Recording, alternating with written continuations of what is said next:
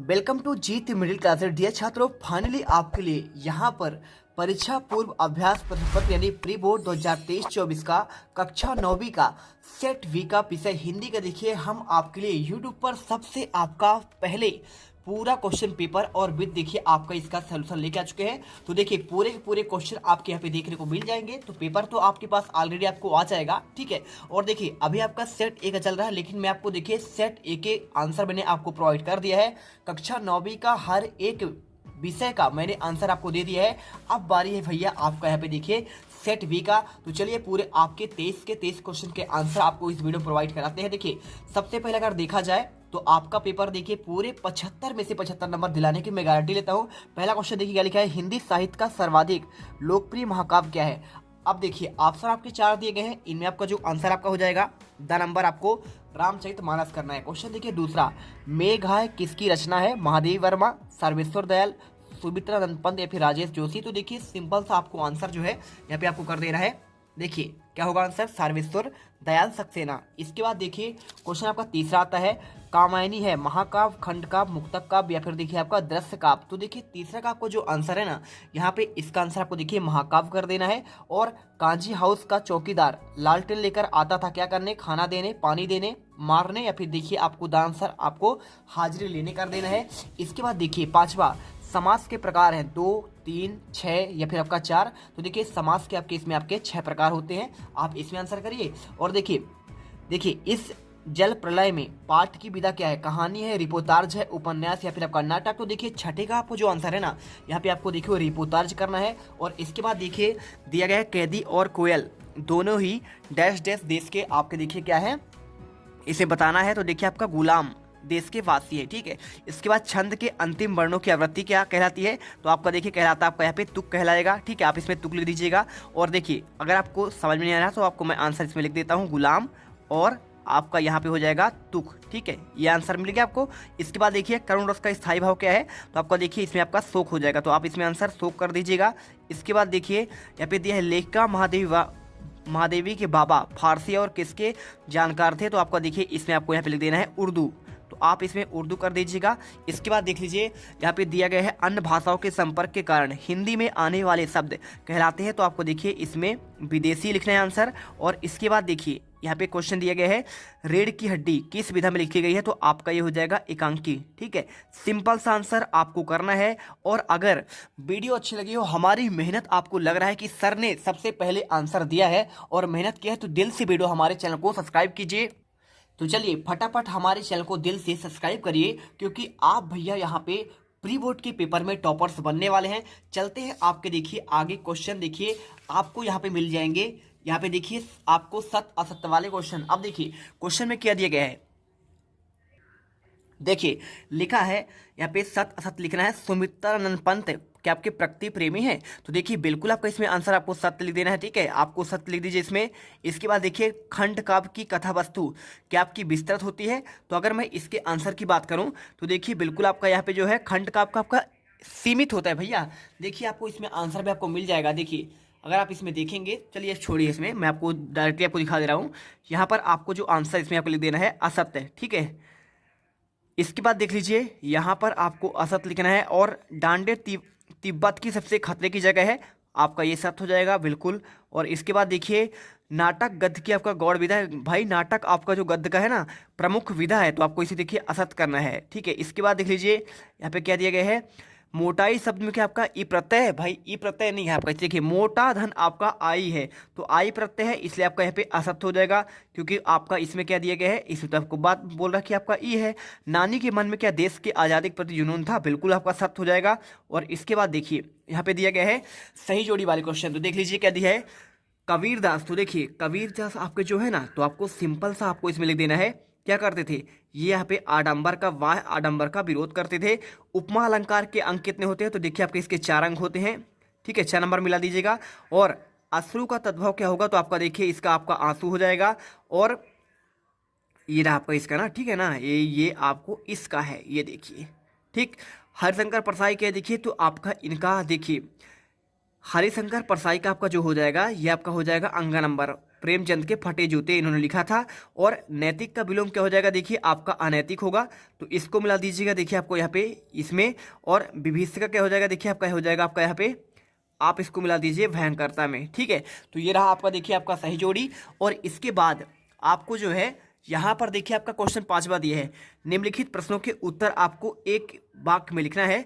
रसखान किसके आपके अनन्य भक्त थे। तो अगर मैं इसके आंसर की बात करूं तो देखिए आपके जो रसखान है ना, श्री कृष्ण के, किसके, श्री कृष्ण के आपके अनन्य भक्त थे। तो आप इसमें आंसर देखिए श्री कृष्ण करिए। और इसके बाद जहां काव्य का आधार शब्द होते हैं, कौन सा अलंकार होता है, तो आपका इसमें देखिए आपको यहाँ पे हो जाएगा शब्दालंकार। यहाँ पे आप शब्द अलंकार कर लीजिएगा।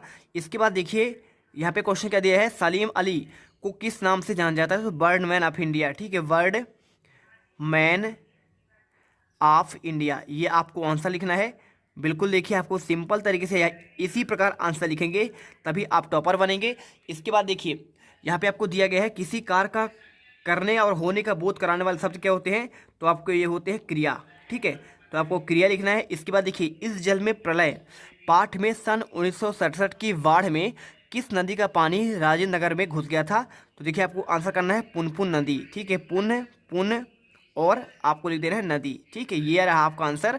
और इसके बाद देखिए यहाँ पे क्या दिया गया है, आपको मैं अच्छे तरीके से आपको बता रहा हूँ। देखिए अगला देखिए क्या दिया गया है, यहाँ पे मेरे संग की औरतें पाठ में लेखा कितने भाई बहन हैं। तो देखिए आपको अगर मैं इसके आंसर की बात करूँ तो इनमें देखिए आपके 5 आपके क्या थे, 5 तो आपके भाई साहब आपके ये थे, बहन थे। ठीक है, तो 5 बहन हैं और एक क्या है आपका, एक भाई है। तो आपको इससे लिखना है एक भाई। तो देखिए आपका टोटल अगर बात करें तो 6 लोग थे।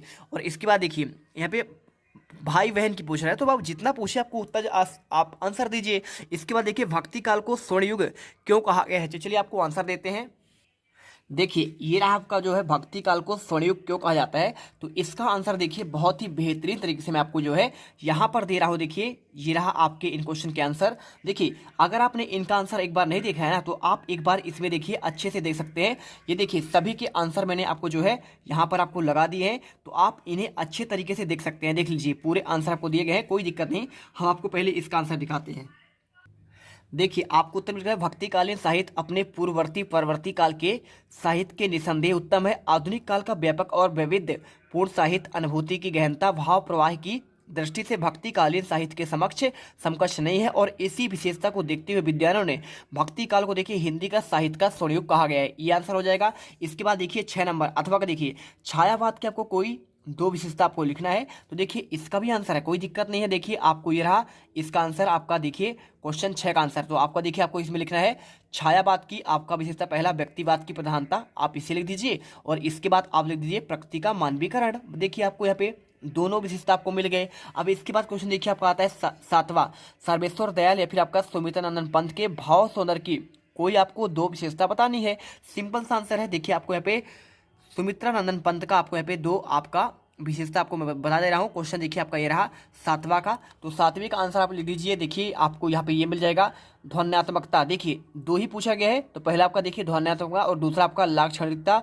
और इसके अलावा भी आप चाहें तो आप ये पूरा आंसर लिख देंगे, पूरे नंबर आपको इसमें मिल जाएंगे। ठीक है, तो आप इनको कर दीजिए, 2 नंबर आपको मिल जाएंगे। इसके बाद देखिए इनमें देखिए आपको एक ही करना था, तो आपको मैंने सुमित्रानंद पंत का बता दिया। इसके बाद क्वेश्चन देखिए 8वां, मानसरोवर से कवि कबीरदास का क्या आशय है। तो 8वें का आंसर देखिए आपको यहाँ पे ये मिल जाएगा। देखिए इसमें आप आंसर कर दीजिए, मानसरोवर से कवि का आशय है हृदय रूपी तालाब से है। ठीक है, किससे है, हृदय रूपी आपका तालाब से जो हमारे मन में स्थित है। क्वेश्चन देखिए आपका यहाँ पे आता है 8वां, लता ने बादल रूपी मेहमान को किस आपका तरह से देखा। तो देखिए मैं आपको यहाँ पे अथवा सहित आपको दे रहा हूँ इसका आंसर। तो आपका ये रहा क्वेश्चन देखिए 8 का अथवा का आंसर आपका यहाँ पे ये मिल जाएगा। देखिए इसमें आप आंसर कर लीजिए, लता ने बादल रूपी मेहमान का किवाड़ की ओर से देखा क्योंकि वह मेघ के देर से आने के कारण व्याकुल हो रही थी और तथा संकोच बस उसके सामने नहीं आ सकती थी। ये रहा क्वेश्चन आपका 8वीं का आंसर।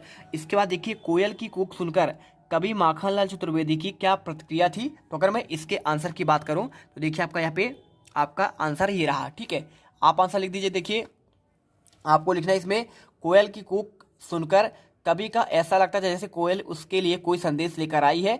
संदेश शायद अति महत्वपूर्ण है, इसलिए कोयल ने सुबह होने का इंतजार नहीं किया। ये रहा आपका इसका आंसर। इसके बाद देखिए यहाँ पे आपको मिल जाएगा, देखिए आपको अथवा का तो मैं आपको दे नहीं रहा हूँ क्वेश्चन, देखिए आपको इन दोनों में से आपको एक का ही करना है, लेकिन मैं आपको दे रहा हूँ सुविधा के लिए, जिससे हमारे यहाँ पे जो प्यारे रसगुल्ले हैं ना, यहाँ पे हमारे फ्री फायर लवर हैं, बिल्कुल यहाँ पे गर्दा उड़ा कर आए। जो आपको अच्छा लगे कर लीजिएगा। देखिए क्वेश्चन आपको जो है 10 का आंसर, रस किसे कहते हैं, रस के अंगों के नाम या फिर छंद का आपका परिभाषा और उनके भेद लिखना है। देखिए रस किसे कहते हैं, मैं आपको इसका आंसर आपको दे रहा हूँ। तो देखिए आपको यहाँ पे आपका ये रहा, देखिए आपका रस के बारे में, तो आप इसमें लिख दीजिएगा। देखिए जब सहदय के हृदय में स्थायी भाव, विभाव, अनुभव और संचारी भाव का संयोग होता है तो वहाँ पे रस का आपका निष्पत्ति होता है। और आपको देखिए इसके अंक की बात करें तो आपका 4 अंक है, स्थायी भाव, विभाव, अनुभव, आपका संचारी भाव। इसके बाद देखिए क्वेश्चन आपका आता है, यहाँ पे आपका क्वेश्चन आपका 11वां, देखिए क्वेश्चन 11वां आपको क्या दिया गया है, यहाँ पे दिया है रूपक अलंकार की परिभाषा उदाहरण सहित आपको बताना है। तो चलिए आपको इसका आंसर देते हैं, फिर काव्य किसे कहते हैं। देखिए क्वेश्चन आपका जो है 11वें का आंसर आपको ये मिल जाएगा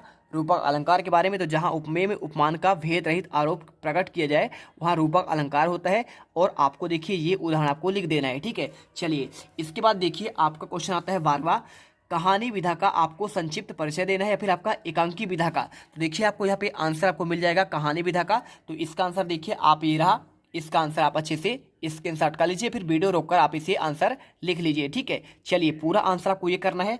इसके बाद देखिए क्वेश्चन आपका आता है 13वां, राहुल सक्रातेन या फिर आपका देखिए हरिशंकर परसाई का भाषा शैली और आपका 2 विशेषता बतानी है। तो देखिए मैं आपको यहाँ पे हरिशंकर परसाई का आपको मैं बता दे रहा हूँ आंसर। आपको देखिए आपका ये रहा कहानी संग्रह। देखिए आपका इनका रचनाएं की अगर बात करें तो देखिए आपका हंसते रहो और आपका देखिए उपन्यास हो जाएंगे, लेकिन इसमें पूछा गया आपका देखिए भाषागत विशेषता। तो देखिए आपको यहाँ पे भाषागत विशेषता, यहाँ पर आप कुछ मत करिएगा, 2 लाइन लिखिएगा।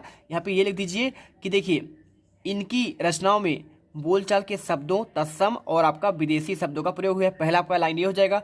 दूसरी लाइन में लिख दीजिएगा यहाँ पे लक्षणा और व्यंजना का कुशल प्रयोग आपका पाठकों को प्रभावित करती है, ये आपका दूसरा लाइन हो जाएगा। और इसके अलावा आप चाहें तो यहाँ पे लिख सकते हैं मुहावरे और कहावतों का भी प्रयोग हुआ है। तो आपका 3 आपके यहाँ पे लाइन आपके हो जाएंगे।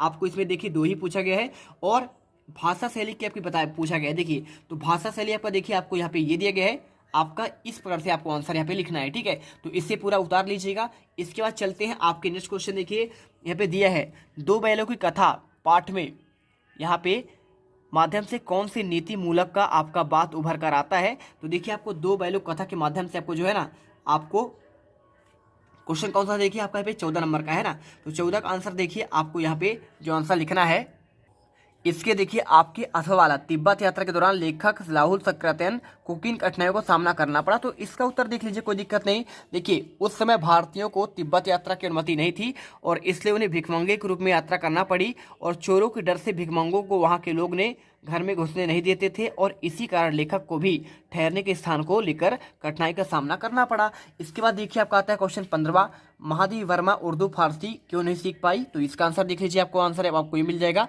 तो देखिए ये रहा आपका इसका आंसर, इसका आंसर लिख लीजिए।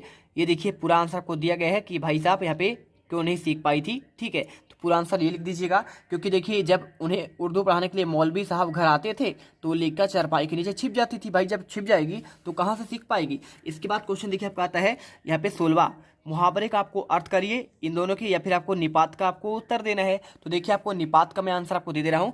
आपका ये रहा देखिए निपात का पूरा आंसर। तो आपको देखिए निपात क्या होते हैं, किसी बात पर अतिरिक्त भार देने के लिए जिन शब्दों का प्रयोग होता है उन्हें निपात कहते हैं। और पूरा उत्तर कर दीजिएगा, हम आपको पूरे रियल आंसर दे रहे हैं। आप चाहो तो इनके उदाहरण भी 1-2 लाइन आप लिख सकते हैं, ठीक है। चलिए इसके बाद क्वेश्चन देखिए आपका 17वां आता है। क्वेश्चन 17वां, लेखिका मृदुला गर्ग ने अपने नानी को क्यों प्रभावित थी। तो देखिए आपको मैं इसका अथवा का आंसर दे रहा हूं, तो आपका देखिए आंसर आपका ये मिल जाएगा। लेखिका मृदुला गर्ग अपनी नानी को कभी देखा नहीं था, परंतु उनके विचारों से वह बहुत प्रभावित थी। वे स्वतंत्रता सेनानी थी और उनके अपनी बेटी की शादी को एक स्वतंत्रता सेनानी से करवाई, जिससे उनके स्वतंत्रता सेनानी होने का पता चला। तो आप क्वेश्चन आपका 17 का आंसर आपका ये हो जाएगा। इसके बाद देखिए आपका 18वां आता है। यहाँ पे आपको इसका काव्यांश का संदर्भ प्रसंग आपको व्याख्या करना है। कैसे आपको व्याख्या करेंगे, देखिए आपको आंसर जो है यहाँ पे लिखे ना, ऊंचे कुल का जन्मिया करनी ऊंच ना हो। देखिए कबीर जी की आपका एक रचना है, इसका देखिए आपको संदर्भ प्रसंग कैसे लिखना है। सबसे पहले देखिए आपको इसमें दिया है संदर्भ। तो प्रस्तुत साखी पद हमारी पाठ्य पुस्तक के साखियाँ एवं शब्द के पाठ के ली गई है। इसके कवि आपके देखिए कवि कबीर है, संदर्भ मिल गया। और प्रसंग देखिए आपको यहाँ पे कर्म की महिमा का बखान किया हुआ है और आपको देखिए ये आपको व्याख्या लिख देना है। और इसके बाद आप चाहे तो यहाँ पे आपका देखिए विशेष भी 1-2 पॉइंट लिख सकते हैं। ठीक है, पूरे नंबर आपको मिलने के लिए बिल्कुल आपको इसी प्रकार आपको लिखना है वार्षिक में पूरे 75 में से 75 नंबर लाने के लिए। और इसके बाद देखिए आपका यहाँ पे 19वां आता है, इसमें आपको जो है संदर्भ प्रसंग आपको व्याख्या करनी है। कैसे करेंगे देखिए व्याख्या, तो आपको देखिए यहाँ पर आपको जो है जानवरों वाला दिया गया है। तो देखिए आपको यहाँ पे जो है ना संदर्भ प्रसंग आपको ये लिख देते। देखिए भाई साहब आपका प्रेमचंद का आपका ये रचना है। ठीक है, आपके जो पाठ से लिया गया है, 2 बैरुख कथा से लिया गया है। और इसके बाद देखिए पूरा आपको यहाँ पे आपका इसका भावार्थ यानी आपका व्याख्या करना है। आपका ये वाला देखिए यहाँ पे जानवरों में सबसे बुद्धिहीन समझा जाने वाला आपका है, हम जब किसी आदमी को पहले दर्जे का बेवकूफ़ कहना चाहते हैं तो उसे गधा कहते हैं। तो आपका ये पूरा आंसर लिखना है। और क्वेश्चन देखिए आपका 19वें के बाद आपका आता है यहाँ पे आपका 20वां। देखिए ये रहा क्वेश्चन और आपको इसका आंसर देखिए, क्वेश्चन जल है तो कल है विषय पर आपको एक अनुच्छेद लिखना है। तो आपको देखिए अनुच्छेद कैसे लिखना है, ये रहा देखिए आप क्वेश्चन 20 का आंसर। क्वेश्चन 20 से आंसर देखिए आपको जल के बारे में पूरा आपको अनुच्छेद लिखना है। जल के बिना धरती पर मानव और पशु पक्षियों का जीवन संभव नहीं है, इसे पूरा कर लीजिए। और देखिए यहाँ से लेकर आपको पूरा लिख देना है जितने भी आपको मैटर आपको दिए गए यहाँ तक। और इसके बाद आपको आगे भी लिखना है। देखिए आपका ये रहा थोड़ा सा, तो आप इसे भी पूरा लिख दीजिएगा। पूरे नंबर आपको मिल जाएंगे, नो डाउट आपके पूरे एक नंबर मैं आपको दिलाऊंगा। ये आपका 3 नंबर क्वेश्चन था। और इसके बाद देखिए 21वां आता है, काव्यांश का गद्यांश में पढ़कर आपको इसका आंसर देना है। नन्ही चीटी वाला करिए या फिर देखिए आपका इसके अथवा का दिया गया है सील व्यवहार वाला। तो मैं आपको देखिए इनका आंसर आपको दे रहा हूँ। गद्यांश का उचित शीर्षक क्या है, तो देखिए आपको यहाँ पे लिख देना है शीर्षक, तो आपको ये लिखना है। देखिए शीर्षक आपको यहाँ पे ये हो जाएगा, इससे जो है आप शीर्षक लीजिए सील युक्त व्यवहार मनुष्य की प्रकृति। ठीक है, आपको मात्र इतना लिखना है। और इसके बाद देखिए सील युक्त व्यवहार का विशेषता क्या है, तो आपको देखिए इसका आंसर आपको जो है यहाँ पे ये मिल जाएगा। देखिए आपका ये रहा आंसर, ये देखिए यहाँ पे सील युक्त व्यवहार की व्यक्ति की आपका हितकर होता है और इससे मनुष्य की ख्याति बढ़ती है। और इसके बाद देखिए इसका आपका गद्यांश का सारांश लिखना है। तो सारांश आपको देखिए आपको ये वाला पॉइंट लिख देना है सारांश में, और इसके बाद आपको ये वाला पॉइंट। ठीक है, तो आप देखिए इन दोनों पॉइंट को आप एक साथ लिख दीजिए, पूरे आपको सारांश में आपको नंबर इसमें मिल जाएंगे। और इसके बाद क्वेश्चन देखिए आपको आता है 22वां, अपने कक्षा शिक्षक को अर्ध दिवस के अवकाश हेतु आवेदन पत्र या फिर अपनी वार्षिक की तैयारी के लिए अवगत कराते हुए पिताजी को पत्र लिखना है। तो मैं देखिए आपको इसके अथवा का आंसर कर दे रहा हूँ, क्योंकि आपको देखिए छुट्टी का आवेदन पत्र तो आपको ऑलरेडी आपसे बनता है। इसका देख लीजिए 22 का आपको आंसर वार्षिक परीक्षा की तैयारी के लिए। तो देखिए पूरा आपको यहाँ पे आपको देखिए दिनांक डालना है, प्रिय पिताजी आपका मेरा प्रणाम। और इसके बाद आपको ये पूरा आंसर आपको लिखना है। लास्ट में आपका प्यारा बेटा या बेटी जो भी हो आप लिख दीजिए, पूरे नंबर आपको मिल जाएंगे। देखिए इस प्रकार आपको आंसर करना है। इसका वीडियो रोक कर आप अच्छे से उत्तर करिए। इसके बाद चलते हैं, आपका देखिए लास्ट क्वेश्चन आता है 23वां। यहाँ पे दिया गया है देखिए एक विषय पर आपको यहाँ पे निबंध लिखना है। वृक्ष हमारे परम मित्र, या फिर आपको देखिए इनका जीवन में खेलों का महत्व करिए, या फिर पर्यावरण प्रदूषण करिए, मेरी पुस्तक करिए, आदर्श विद्यार्थी गुण करिए। तो मैं देखिए यहाँ पे जीवन में आपको खेलों का महत्व का आंसर आपको दे रहा हूँ। ये रहा देखिए इसका आपका पूरा निबंध। तो आपको देखिए इस प्रकार आपको उत्तर लिखना है। सबसे पहले आपको एक परिचय लिख देना है, और परिचय देखिए आपको यहाँ पे या यहाँ तक लिखना है। और इसके बाद आपका आएगा इसका इतिहास। इतिहास देखिए बहुत ज़्यादा मत करिए, यहाँ तक कर दीजिएगा। और इसके बाद आपको इसे नहीं लिखना है, आप इसे करिए। देखिए शारीरिक समन्वय और ताकत, तो आपको देखिए यहाँ तक करना है आंसर। और इसके बाद आपको इधर नहीं करना, ठीक है। ये देखिए कर दीजिए चरित्र और स्वास्थ्य निर्माण का, ये आंसर कर लीजिए। और इसके बाद आपको लास्ट में निष्कर्ष लिख देना है आपका ये, ठीक है। पूरे नंबर 75 में से 75 नंबर आपको मिल जाएंगे, मैं इसकी गारंटी लेता हूँ। तो देखिए आपको इस प्रकार से मैंने आपके पूरे क्वेश्चन के आंसर आपको प्रोवाइड करा दिया है। और आई होप अब यहाँ पे आप टॉपर बन जाएंगे। मिलते हैं नेक्स्ट वीडियो पर। यदि आपने कोई भी आप यहाँ पे वीडियो नहीं देखे, किसी विषय का सेट आपका एक पूरे के आंसर आपके प्रोवाइड कर दिए गए हैं। जीत क्लासेस इंडिया आप जो है टेलीग्राम ज्वाइन कर लीजिए। यहाँ पे आपको 36-37 हज़ार आपको सब्सक्राइबर मिल जाएंगे टेलीग्राम पर। वहाँ पर आपका पूरा PDF आपको डाल दिया जाता है, जिससे आप आसानी से पूरे आंसर कर पाएँ। तो जल्दी से जाइए टेलीग्राम ज्वाइन करिए और आपका PDF भी डाउनलोड कर लीजिएगा, ठीक है। उसका आपको लिंक जो है डिस्क्रिप्शन में दिया गया है। मिलते हैं नेक्स्ट वीडियो पर। जय हिंद, जय भारत। हमारे चैनल को दिल से सब्सक्राइब जरूर करिएगा, ठीक है। अब तुम लोग गलती से अगर नए हो तो सब्सक्राइब करो, वो जो लाल वाला बटन है उस पर अपने जीजा जी फेंक के मारो या फूफा जी, मुझे नहीं पता, बस क्लिक हो जाना चाहिए। अब मैं भी जा रहा हूं, मुझे मुठिया पेलने जाना है। बाय।